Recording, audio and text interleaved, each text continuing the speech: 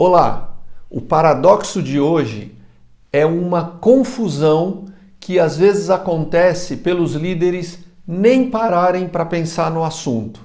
Ouvir versus falar.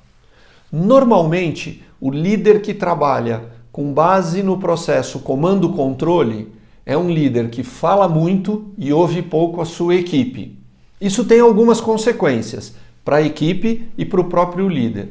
Para a equipe, a principal consequência negativa é não desenvolvimento dessas pessoas como líder e até como profissionais melhores. Para o líder, a consequência é muito grave, porque todas as decisões vão ficar nas costas dele. Como dizem alguns amigos meus, você cria uma equipe cama quentinha. O que isso quer dizer? É uma equipe que não se compromete com nada e espera o líder ou o chefe dizer o que ela tem que fazer. Quando isso acontece, o líder vai ficar sobrecarregado de responsabilidades.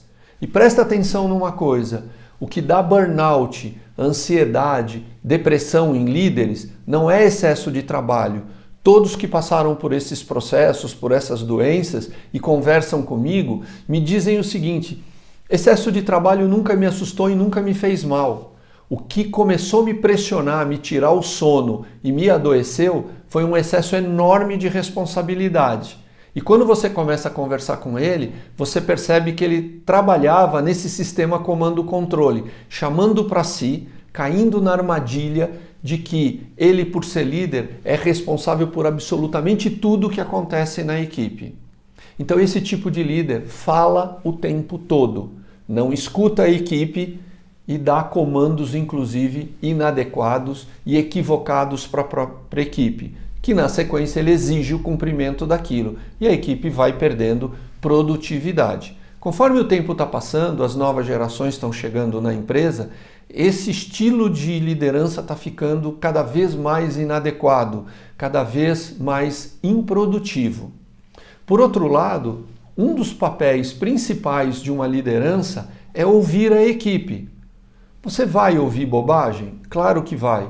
Você vai ouvir ideias e soluções que são dadas por pessoas inexperientes e, portanto, não servem? Sim, você vai. Mas a minha pergunta é: e o que aconteceria se você ouvisse isso e não levasse em consideração e ajudasse a pessoa a reconsiderar aquilo usando a sua experiência para enriquecer aquela ideia que a princípio não é boa, mas que pode ser enriquecida? Olha só o que acontece nesse caso. Essa pessoa evolui, a responsabilidade é dividida e as pessoas ficam muito mais comprometidas com aquela solução, com aquele resultado.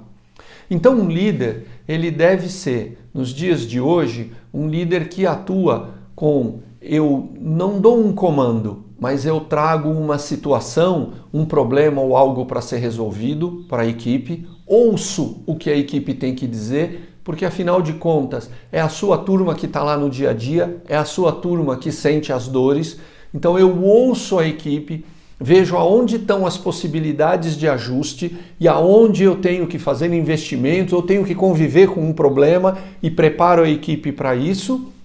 E a partir daí, como líder, em geral, tem mais conhecimento estratégico, conhece mais os recursos da empresa, é mais experiente muitas vezes, né? Esse líder ajuda a equipe a dar um tempero interessante para aquela solução que eles estão pensando. Vem solução ruim? Às vezes vem. Vem solução até ingênua muitas vezes vem. Mas encare isso como parte do processo do crescimento das pessoas na sua equipe. Um lembrete. Aquele líder que não quer desenvolver as pessoas porque acha que as pessoas podem prejudicá-lo se souberem mais que eles, esse líder está fora de mercado já há bastante tempo. Ainda que a gente encontre alguns desses líderes em algumas empresas, eles estão em extinção e essa extinção vai ser rápida. Não seja um desse tipo de líder.